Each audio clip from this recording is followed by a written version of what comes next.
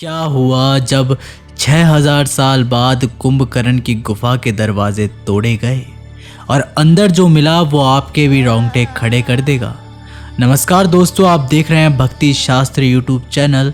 अगर वीडियो पसंद आए तो वीडियो को लाइक, शेयर और चैनल को सब्सक्राइब करके बेल आइकन को प्रेस करना मत भूलिएगा। और एक बार सच्चे दिल से कमेंट बॉक्स में ज़रूर लिखिए हर हर महादेव। इस घटना की शुरुआत होती है साल 2017 में। तिरुवनंतपुरम में एक शोधकर्ता रामायण के ऊपर शोध कर रहे थे। कई लोग ऐसा मानते हैं कि रामायण केवल कल्पना मात्र है। उन लोगों के मुंह पर तमाचा मारने के लिए राकेश सिंह नाम के एक आर्कियोलॉजिस्ट अपनी शोध पर जुटे हुए थे। साथ ही रामायण में उन्हें कुंभकर्ण का चरित्र बहुत ही प्रभावित करता था। उनका ऐसा मानना था कि उसे पता था कि उसकी मृत्यु आनी तय है, क्योंकि वह भगवान के साथ युद्ध कर रहा है, लेकिन फिर भी उसके मन में अपने भाई के लिए अपार प्रेम था। ऐसा भाई ना तो पहले कभी देखा है और ना ही कभी भविष्य में दिखेगा, क्योंकि रामायण के कई सारे पात्रों के पहले से ही प्रमाण मौजूद है। लेकिन वह कुंभकर्ण के ऊपर रिसर्च करना चाहते थे। बहुत कम लोग जानते हैं कि कुंभकर्ण बहुत बड़ा साइंटिस्ट था। उसने एक गुफा के अंदर लैब सेटअप किया हुआ था। उसकी वही गुफा का पता लगाने के लिए राकेश श्रीलंका पहुंचे। श्रीलंका ने राकेश सिंह जी को मात्र 3 दिन का वीज़ा दिया था और 3 दिन के अंदर ही उन्हें अपनी रिसर्च पूरी करनी थी।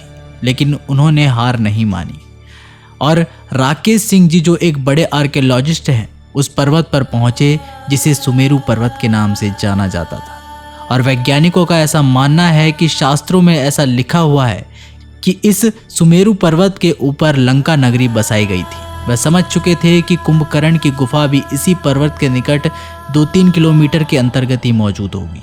जिसके बाद में कुंभकर्ण की गुफा को ढूंढने लगे। दोस्तों, ज़्यादातर लोगों को ये पता है कि कुंभकर्ण सो रहा था, लेकिन ऐसा नहीं था। वो अपने लैब में लगातार काम कर रहा था, लगातार अस्त्र शस्त्र का निर्माण कर रहा था और युद्ध में भेज रहा था। उसे पता था कि रावण भगवान से लड़ रहा है और उनका विनाश निश्चित है, लेकिन फिर भी वो लड़ा।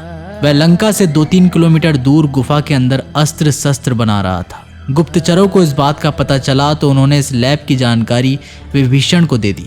उन्होंने तुरंत ही भगवान श्री राम को सारी सूचना दी और भगवान श्री राम ने विभीषण को आदेश दिया कि वह तुरंत ही जाकर उस लैब को तबाह कर दे। जिसके बाद विभीषण की सहायता से उस गुप्त मार्ग में जाकर सभी वानर सैनिकों ने उस गुफा में पहुंच गए और कुंभकर्ण की उस गुफा में जाकर लैब को तहस नहस कर दिया।